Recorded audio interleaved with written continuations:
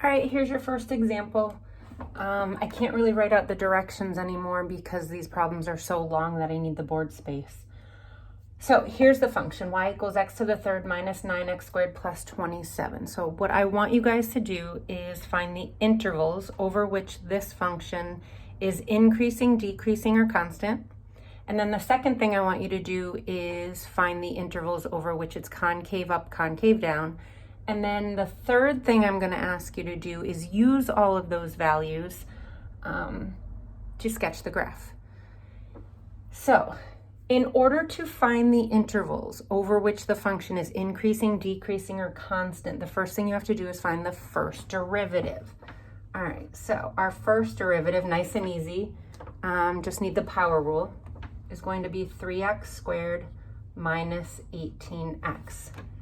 So now once you find the first derivative, the next step is to set that equal to 0 and find your critical values. So if we set this equal to 0, 3x squared minus 18x, and solve, we get 0 equals, I'm going to factor out 3x, and we're left with x minus 6. And if we set each one of these factors equal to 0, 3x equals 0, we get x equals 0. And if we set x minus 6 equal to 0, we get x equals 6. So here's your critical values. So what you need to do with these critical values is place them on a number line. So we have 0 and 6, and I'm going to put a box around them.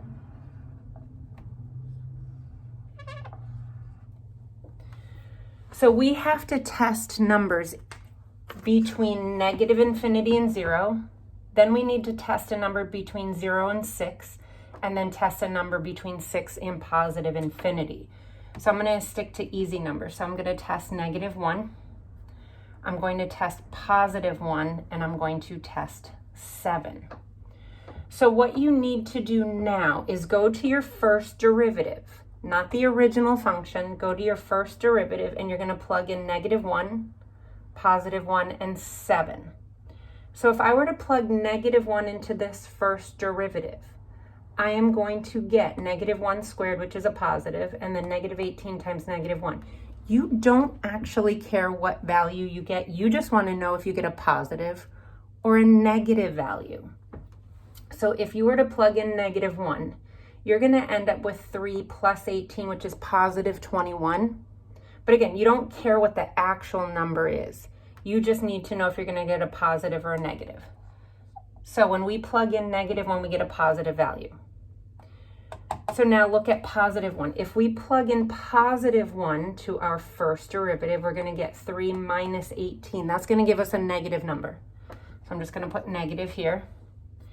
And then if I plug in 7, positive 7, I get 7 squared, which is 49. So 3 times 49 minus 18 times 7, I'm ultimately going to get a positive number.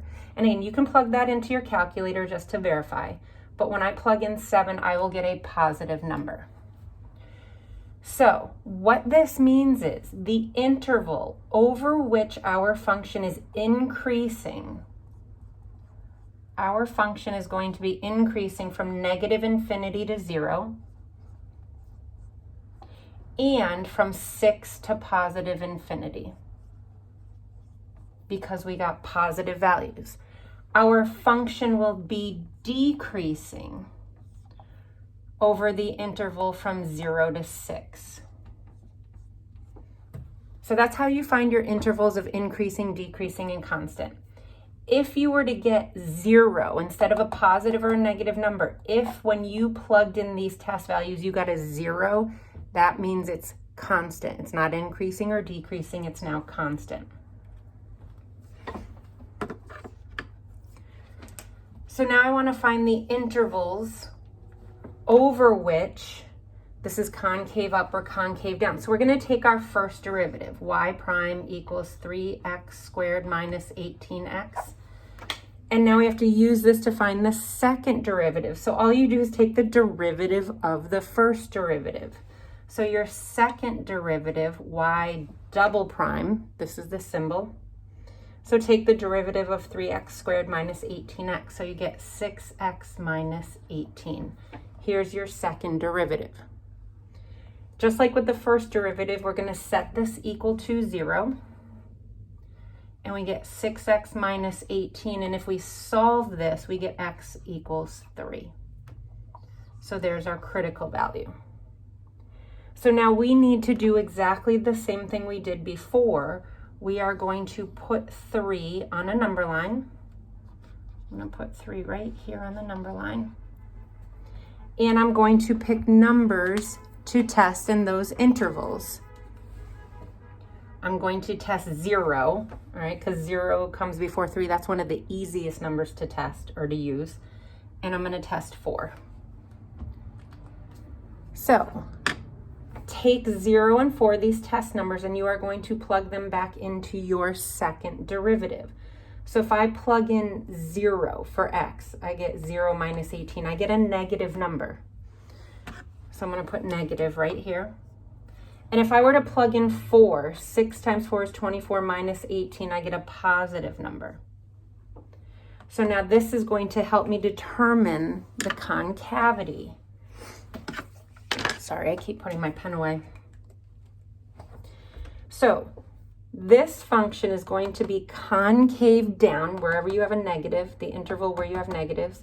This will be concave down. So I'm going to write concave down. I'm okay with that symbolism. From negative infinity to 3. Whoops. Sorry. And concave up from 3 to positive infinity.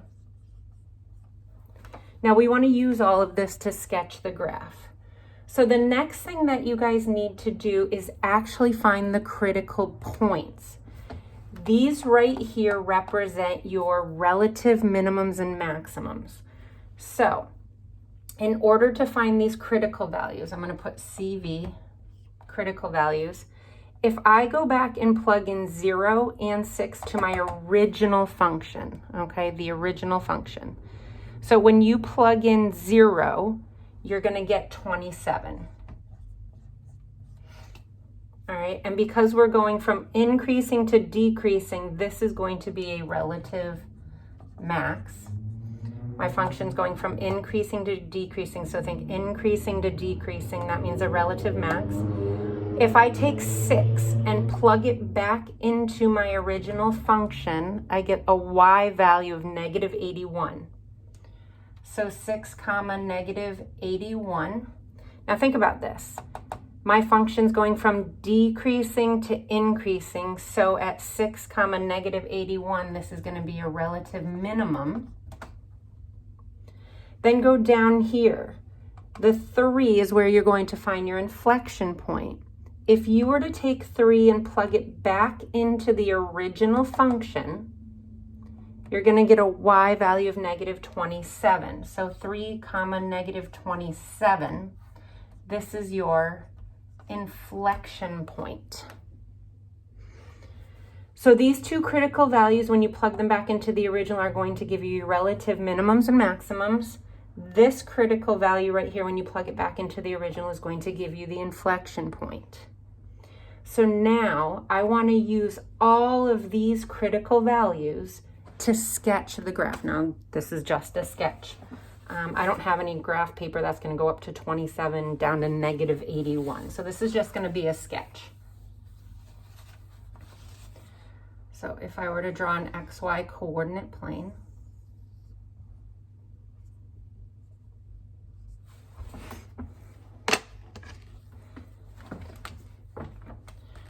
so I have a relative maximum at 0, 27. So let's call this 0, 27. I have an inflection point at 3, negative 27. So let's just say that this is 3, negative 27. And then a relative min at 6, negative 81.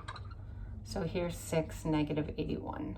I know this is not drawn to scale. I apologize. Like I said, it's just a sketch. So from negative infinity to 0, 27, our function is increasing. At that point, when x equals 0, my function starts decreasing, but at our inflection point, it's going to turn from concave down to concave up. So if I continue this function. So from negative infinity to 0, I'm increasing. From 0 to 6, my function's decreasing. And from 6 to infinity, it's increasing. Our inflection point right here at 3, negative 27 is where we change from concave down to concave up. All right, I'm going to do a couple more of examples for you.